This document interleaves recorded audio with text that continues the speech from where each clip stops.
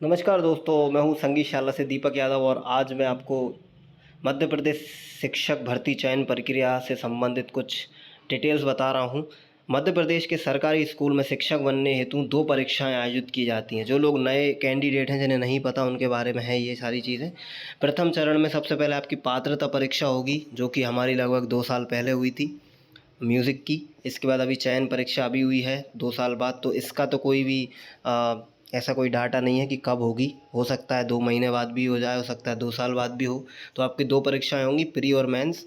ठीक है। पात्र परीक्षा में पास ही अभ्यर्थी चयन में बैठेंगे। अभ्यर्थियों की नियुक्ति नौकरी परीक्षा के प्राप्त अंकों पर मिलेगी। चयन परीक्षा में 100 अंकों का पेपर होगा, जिसमें सामान्य वर्ग के अभ्यर्थी को 50% एवं आरक्षित वर्ग जैसे ईडब्ल्यूएस, ओबी, एससी, एसटी 40% अंक प्राप्त करने होंगे।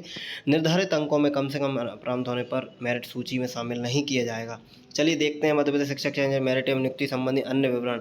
विज्ञान विषय में सभी पद अनारक्षित होने के कारण केवल उन्हीं आवेदकों को नियुक्ति मिलेगी जो 90 से कम पात्रता परीक्षा पास है एवं सामान्य वर्ग की सभी योग्यताएं पूर्ण करते हैं। ईडब्ल्यूएस के ऐसे अभ्यर्थी जिन्हें के पात्रता परीक्षा में 90 अंक से कम है और चयन परीक्षा में सामान्य वर्ग से आवेदन किया जाए, ऐसे अभ्यर्थी अपात्र होंगे।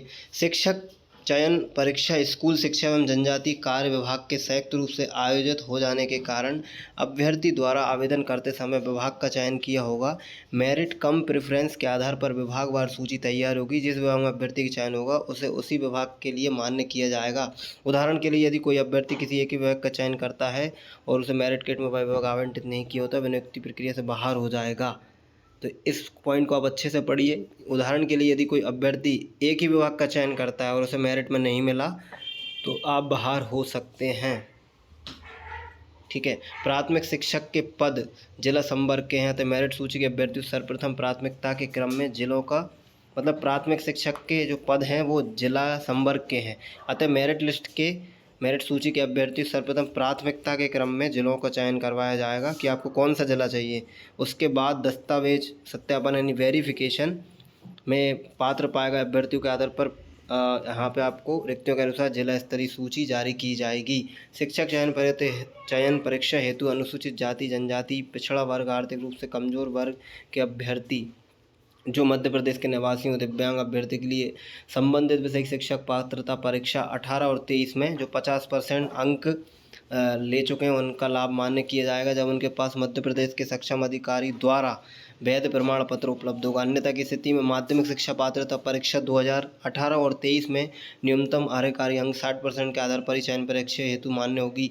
अन्य राज्य के आवेदकों के लिए भी संबद्ध विषय की शिक्षक पात्रता परीक्षा 2018-23 में न्यूनतम 60% के आधार पर ही चयन परीक्षा हेतु पात्रता मान्य होगी। ऐसे अभ्यर्थी जिनके द्वारा पात्रता परीक्षा में 90 से कम अंक प्राप्त कर आरक्षित प्रवर्ग में अर्हता अर्जित की है, उनकी अभ्यर्थी चयन परीक्षा के लिए आरक्षित प्रवर्ग में ही मान्य होगी। ऐसी अभ्यर्थी अनारक्षित प्रवर्ग में चयन हेतु पात्र नहीं होंगे। तो ये पॉइंट बहुत ज़रूरी है आपके लिए सुनना। ऐसे अभ्यर्थी जिन्होंने पात्रता परीक्षा यानी प्री जो एग्ज़ाम था उसमें 90 से कम आपने नंबर लाए हैं, तो आप आरक्षित प्रवर्ग में ही मान लो कि मतलब आप जनरल में फाइट नहीं कर पाएंगे।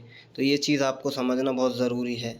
अनारक्षित वर्ग सिर्फ चयन हो तो उन्हीं का विचार किया जाएगा जिनके द्वारा पात्रता परीक्षा में 60% अंक यानी 90 से अधिक अंक मिले हैं और परीक्षा मेंस में भी आपके 50% हों।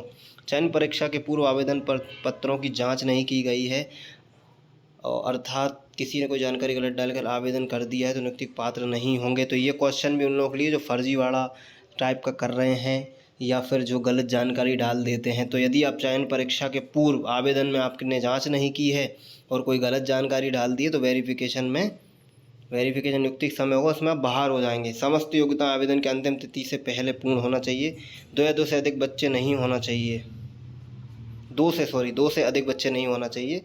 रोजगार पंजीयन होना चाहिए। चयन परीक्षा में सामान्य वर्गों को मतलब जनरल को 50 अंक एवं आरक्षित वर्ग के लिए 40% अंक प्राप्त करने पर ही चयन परीक्षा में पास माना जाएगा।